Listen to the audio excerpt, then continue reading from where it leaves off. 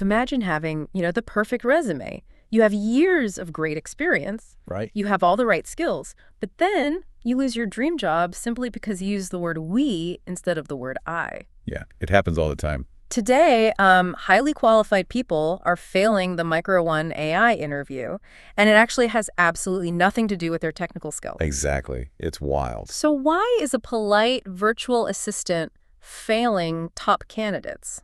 Well, that is the multi-million-dollar question, isn't it? It is a very frustrating experience for many job seekers. I can imagine. I mean, they prepare for days, they sit down at their computers, and they fail. But the reason they fail is usually a misunderstanding of how the technology actually works. Today, our mission is to fix that misunderstanding. We are going to explore exactly what this AI interview is. Yes, absolutely. We will break down how the machine listens to you, why very smart people fail it, and how you can actually beat the system. Right, because we want you to feel completely ready and comfortable for your next big opportunity. Exactly. So to understand why people fail, we can't just talk about interview tips. No, we first need to understand the environment itself. We need to look at what the interview actually looks and feels like from your perspective as the candidate. Okay, so picture yourself sitting at your computer. You are in a quiet room, you log into the interview platform, you look at your screen, and you are greeted by an AI recruiter. And her name is Zara. Zara, right. The most crucial detail for you to understand here is that Zara is not a written test. Right, because I think a lot of people hear AI interview and they imagine clicking through a multiple choice test on a website. Exactly, but Zara is a real-time conversational video interview.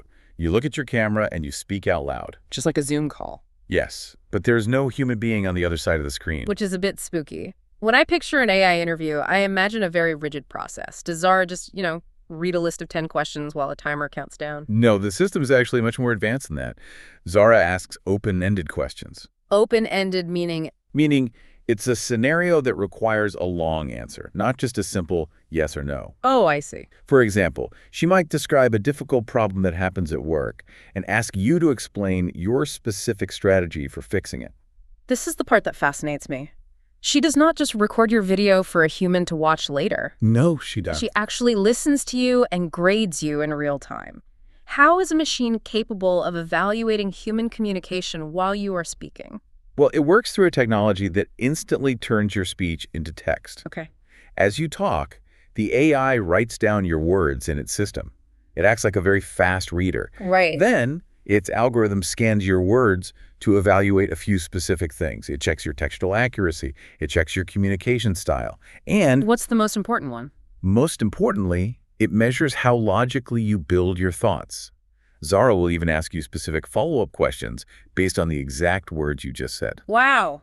It is like talking to a very smart, tireless assistant. Yeah, that's a good way to put it. This assistant never gets bored, but she pays attention to every single detail. That is a highly accurate way to look at it. She takes perfect and visible notes on your entire conversation. But listen, if the interview is just a friendly conversation with a smart assistant, why do so many qualified people stumble? I mean, it seems like it should be easy. Well, the friendly conversational style is the exact trap. How so? Because the AI speaks with a pleasant voice and asks follow-up questions, candidates often make one of two major mistakes. Okay, what's the first one? Either they get too relaxed and forget to give a professional, structured answer. So they just start chatting? Exactly. Or they experience a psychological block. They remember they are talking to a machine, their brain panics, and they completely freeze up. That makes total sense. Let us break down those mistakes clearly. What is the very first major trap that candidates fall into? The biggest mistake is what the industry calls the we problem. The we problem. Yeah. Candidates are simply too vague about their own work. They will say things like, "We built this software project," or "Our team solved the customer's issue." But wait, modern companies want team players? I was always taught that saying I sounds selfish. Why is saying we a bad thing in this situation? Because the AI is a machine. Yeah. It operates on literal data. Right. It does not know how to read between the lines. It cannot guess what your specific role was on the team. Oh, I see. It literally searches your spoken sentences for the pronoun I connected to an action verb. When you say we, the AI simply cannot attribute the success to you. That makes perfect sense when you explain the mechanism behind it. If I say, we finished the financial report, Zara's algorithm does not know if I actually wrote the complex math or... Or if you just brought coffee to the team while they worked. Exactly. Precisely. To the AI, using we looks like you were avoiding responsibility. You must say, I wrote the financial report, or I managed the daily schedule. Because that gives the machine concrete data about your specific value. Okay, what is the second common reason people fail? A complete lack of real examples. Meaning what, exactly? Well, because Zara asks open-ended questions, candidates often answer with theoretical ideas.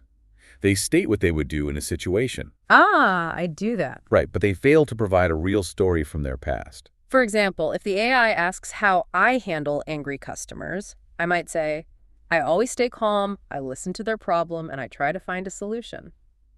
That sounds like a good answer to a human. It sounds good, sure, but the machine will give it a low score. Really? Yes. The AI algorithm is programmed to look for historical proof. It wants to hear past tense verbs. Like things you already did. Exactly. It wants to hear, last year a customer was angry about a delayed shipment. I called the shipping company and refunded their money. You must show actual changes in your behavior or real lessons you learned. So you cannot just give the AI a theory, you have to give it a memory. That is a great rule to remember. Give it a memory. Okay, what's next? The third major trap is poor communication and disorganized thinking. What does poor communication look like to an algorithm? I mean, I understand how a human gets confused, but how does the AI decide my thinking is messy? The AI scans your text transcript for structural markers. Structural markers? Yeah, it looks for organizing words like first, next, therefore, or because of this. Wow. If a candidate rambles, meaning they talk for a long time without making a clear point, those structural words are missing. The AI algorithm flags the answer as disorganized. Because it cannot follow a story that goes in circles. Exactly. I imagine nervousness plays a huge role here. When people are nervous, they talk faster and they lose their structure. It plays a massive role. Yeah. And that brings us directly to the fourth major mistake: physical and vocal awkwardness in the AI setting itself. How does talking to a machine change our physical behavior? It is a deep psychological reaction. People feel really awkward talking to a computer screen that talks back. Yeah, it feels unnatural. Because of this, their body language changes. They stare down at the screen instead of looking up at the camera lens. They forget to smile. They use a robotic, flat voice. That is incredibly ironic. Because they are talking to a robot, they start acting like a robot, they lose all their human warmth. They do. And the AI actually measures this. Wait, really? Yes, it analyzes your vocal tone and your facial expressions. If you sound flat and look unhappy, it registers low confidence. That's amazing. Okay, is there another mistake? The final major mistake is not matching your own resume. How does the AI know if I match my resume? Well, before the interview begins, Zara processes your written resume. She holds it in her memory. Okay. During the interview, she compares your spoken words to your written claims. If you wrote that you are an expert in a specific software, she will ask detailed follow-up questions about it. And if I can't answer them? If your spoken answers are brief or lack detail, the algorithm immediately detects the gap between what you wrote and what you can actually explain. So you absolutely cannot exaggerate your skills in your resume. The AI will cross-reference the data and find the truth. The machine will keep digging until it finds your true skill level. Okay, knowing the theory behind these mistakes is helpful, but to truly understand how the AI grades a candidate, I think we need to hear it in action. I agree. Let's do a role play. Let's look at the actual questions Zara asks and see the difference between a failing answer and a passing answer. I think that is an excellent idea. Let us look at example question number 1. This is a very common scenario about communication skills. Okay, what is the prompt? The prompt from Zara might be, describe a time when you had to explain a complex topic to a non-technical person. Okay, I will pretend to be the candidate. I'm going to give you an answer that makes the mistakes we just discussed. Let's see how the AI would grade me. Here's my answer. Well, communication is very important. Whenever I talk to people who don't understand technology, I just try to keep it simple. I avoid using heavy jargon, I make sure to speak slowly, and I always ask if they have any questions at the end. Okay, so if you give that answer, Zara's algorithm will give you a very low score. Why? It sounds polite and reasonable. It is polite, but let us look at the mechanics of what you just did. First, your answer is entirely theoretical. Right. You use words like, whenever I talk to people, and I try to keep it simple. You gave a general philosophy, but you provided zero historical data. Oh, right. I didn't tell a story. Exactly. You do not name a specific event, a specific person, or a specific outcome. There were no structural markers for the machine to follow. I see. I completely failed to give the AI a memory. How do we fix this? Let me try again, but this time I will use structure and past tense action. Please do. Okay, here we go. Last year, I had to explain a major software update to our sales team. The sales team does not know how to rate computer code. First, I read the technical update and removed all the confusing engineering words. Second, I created a simple visual chart to show them exactly how their daily computer screen would change. Finally, I held a quick meeting to ask them practice questions. Because of this process, the sales team transitioned to the new software with 0 errors. The AI algorithm would give that answer a perfect score. Because it hit all the literal markers the machine searches for. Yes. Let us look at the data you provided. You gave a specific time. Last year, you identified a specific group, the sales team. And the structural words. Exactly. You use structural words that the AI easily understands. First, second, finally, and because of this. And I used I. Most importantly, yes. You used the pronoun I with clear action verbs. You removed words. You created a chart. You held a meeting. You gave the machine a complete logical story to grade. That feels completely different. It forces you to be highly specific. Let's try one more example question. This one is notoriously difficult for candidates. Ah, yes. How do you handle uncertainty or failure? Zara's prompt for this is usually very direct. She will simply say, "Tell me about a time you failed."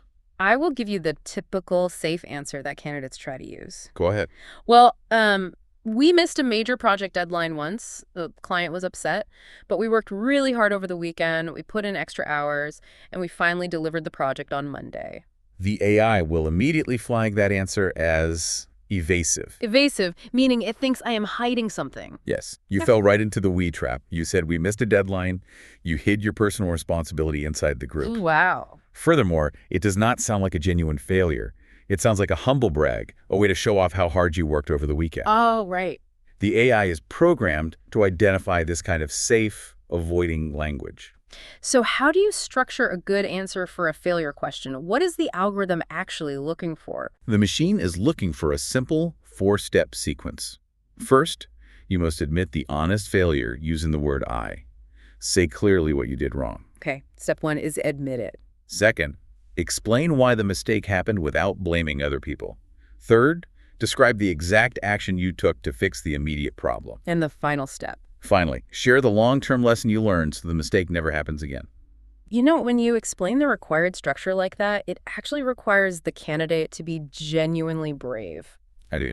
Well, admitting a real mistake out loud is scary. When you are taking a job interview, your natural instinct is to look flawless. You want to hide your weak spots. That's very true. But stepping up and saying, I made a poor calculation and it cost the company money, shows the AI that you were deeply honest. And remember, human reviewers watch these videos later. It shows the humans that you are mature enough to grow. You found the exact heart of the issue right there. The AI algorithm is programmed to reward accountability. Being honest about a failure gives you a higher score than pretending you are perfect. Okay, so we understand the technology now. We know how the machine turns our speech to text, and we know what structural words it searches for. Right. But having the theory is very different from executing it under pressure. The timer on the screen is ticking, the camera light is on, people feel their heart rate go up. That is the ultimate challenge. We need to give you a toolkit. We are going to share simple, practical tools you can use to stay calm, control your physical environment, and deliver the structure the AI needs. What is the first tool in our practical toolkit? The first tool helps you build those specific, real stories we just talked about. When you are nervous, your brain goes blank. To prevent this, you should memorize a framework called the STAR method, S-T-A-R, or the SOAR method, S-O-A-R. Can you explain those frameworks in plain English? STAR stands for Situation, Task, Action, Result. Situation, task, action, result. SOR is very similar. It stands for Situation, Obstacle, Action, Result. It is simply a mental pattern you memorize before the interview. So when Zara asks a complex question, my brain does not have to panic. It just fills in the 4 blanks of the pattern. Exactly. First, you set the scene, which is the situation. Second, you explain the problem, which is the task or obstacle. And then the action. Right. Third, you tell the machine what you personally did, which is the action. Finally, you share the happy ending, which is the result.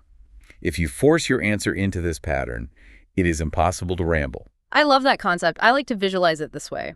Building an interview answer is like building a simple house. Oh, that is an interesting way to picture it. How does the house relate to the AI's grading system? Well, you cannot just throw wood and nails onto the grass and call it a house. You need a foundation first. Right. The foundation is the situation. You explain where you're working and what the problem was.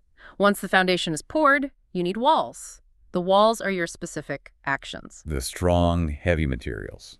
Yes, the materials that hold the story up. And finally, you need a roof. The roof is the result, tying everything together. If you skip the foundation and just start talking, the house falls down. The AI transcript looks at a pile of messy wood and gives you a failing grade. That is a brilliant analogy.